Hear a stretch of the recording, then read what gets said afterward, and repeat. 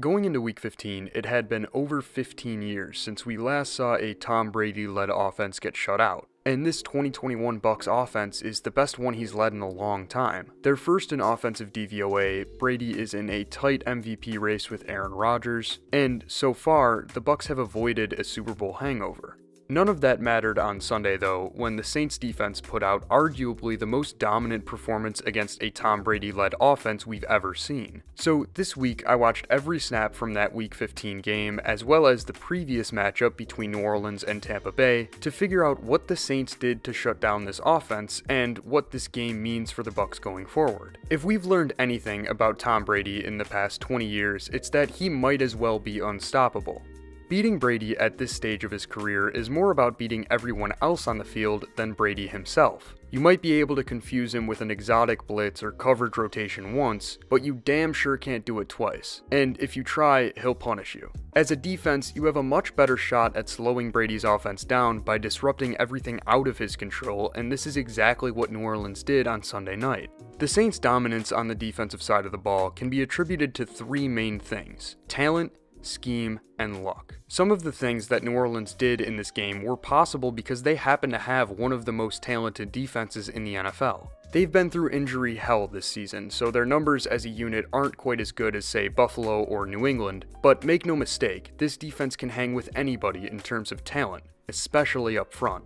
The Saints' defensive line pressured Brady on about 30% of his dropbacks, which is still relatively low compared to some of the best defensive line performances we've seen this season. But Tom Brady is an especially difficult quarterback to put pressure on because of the way he drops back. When taking a snap from the shotgun, Brady sets up with his left foot in front of his right, and steps with his left foot first, which makes a 3-step drop become a 2-step drop, a 5-step drop become a 4-step drop, and so on.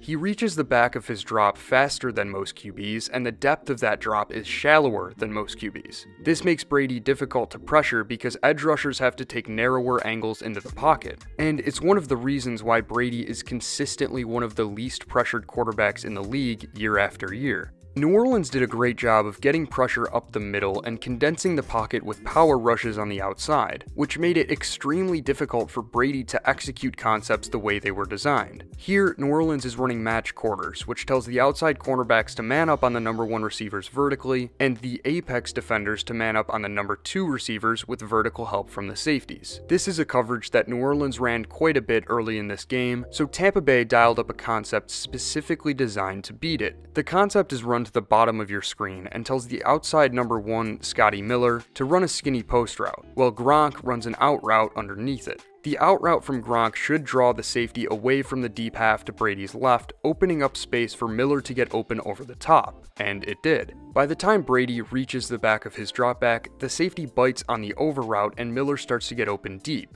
But before Brady can hit Miller in the end zone, Cam Jordan is bringing him to the ground. Now, I want you to pay attention to Jordan's rush here.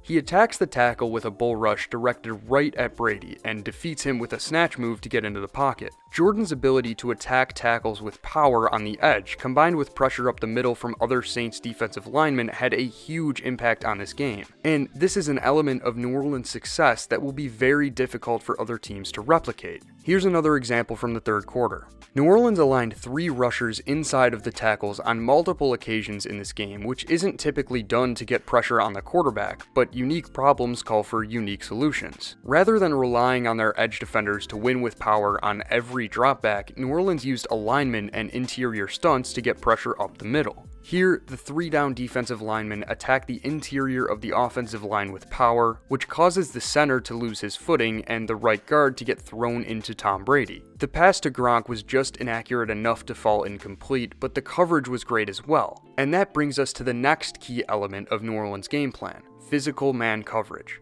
The Bucs offense is heavily reliant on rhythm and timing. They use lots of pre-snap coverage identifiers, and Brady always makes sure that he has an answer for any coverage the defense can throw at him, which is why New Orleans didn't even really make an effort to disguise their coverages. They played a lot of man with emphasis on physicality, and just out-executed the Bucs receivers play after play.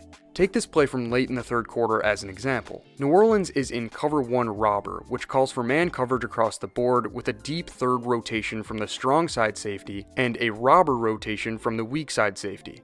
By this point in the game, the Bucs had seen man coverage a lot, so they called a designed pick concept between Scotty Miller and Gronk to the bottom of your screen. The concept tells Miller to release inside and rub the safety to get Gronk open outside. But because Paulson Adebo is physical with Miller during his release off the line of scrimmage, the timing of the concept is disrupted and the two receivers run into each other. That forces Brady to check off and improvise, but after Miller and Gronk collided to his right, Tyler Johnson and Jalen Darden collided to his left. Then when he scrambled, Cam Jordan forced a fumble to get the ball back for his offense. And this was not the only time that physical man coverage resulted in a game-changing play. On the game-sealing interception, New Orleans was again in cover 1 robber, and Tampa knew that they were in man because the defender lined up over Gronk on the top of your screen is Malcolm Jenkins, who's a safety. And a safety lined up over a tight end split out wide is a dead giveaway for man coverage. So Tampa called a switch release between the number 2 and number 3 receivers at the bottom of your screen, which tells Scotty Miller to release inside and force the 2 defensive backs to work through traffic.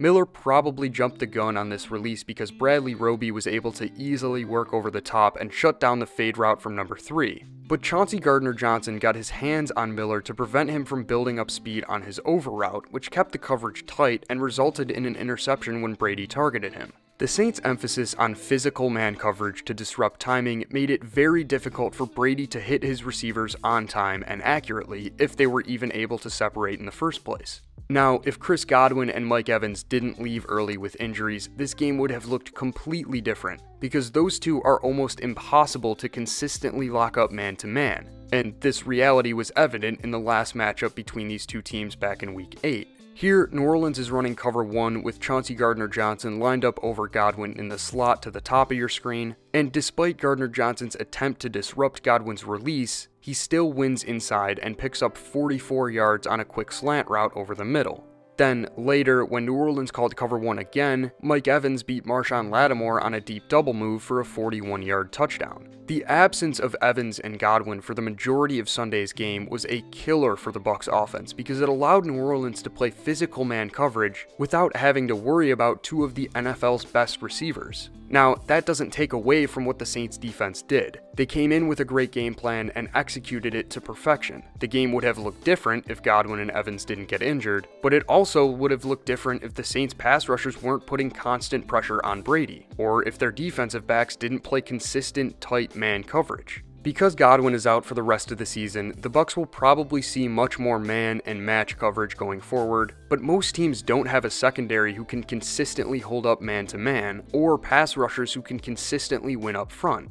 And perhaps most importantly, the discipline that the Saints display against the run. It's easy to forget that Tampa Bay has one of the most efficient ground games in the league. Through Week 15, they're second in rushing DVOA and EPA per rush, behind only the Indianapolis Colts. Unlike most of the league's pass-heavy offenses, the Bucs pose a real threat on the ground, and despite a couple of breakaways, New Orleans did a good job against the run on Sunday. Here, Tampa Bay is running crack toss, and I think this play provides a good representation of why New Orleans is one of the best teams in the league against the run.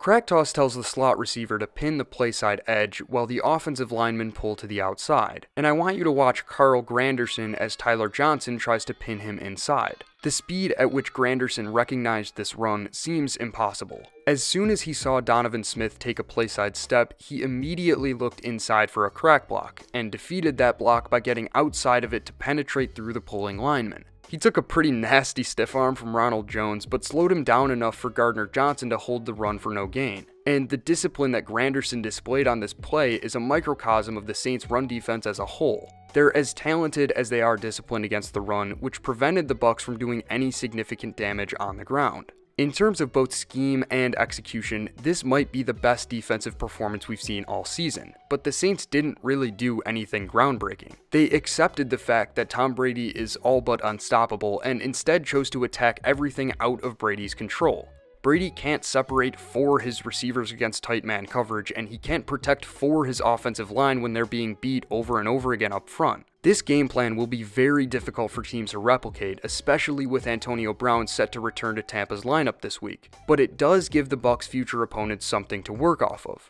The Saints reminded everyone that despite the numbers, they still have one of the best defenses in the NFL when they're healthy, but Tom Brady is still Tom Brady. And I, for one, don't think that this one game will ruin Tampa's shot at a Super Bowl, but who knows. The NFL is absolutely insane this year, so pretty much any prediction is just a shot in the dark at this point. Results that seem impossible are happening on a weekly basis right now, so all I can say is prepare for the unexpected because we are in for a wild end to the 2021 season. But that's all I've got for this week. My Twitter, Patreon, and newly launched TikTok are all linked in the description, so check those out if that interests you, and I hope to see you in the next one. Cheers!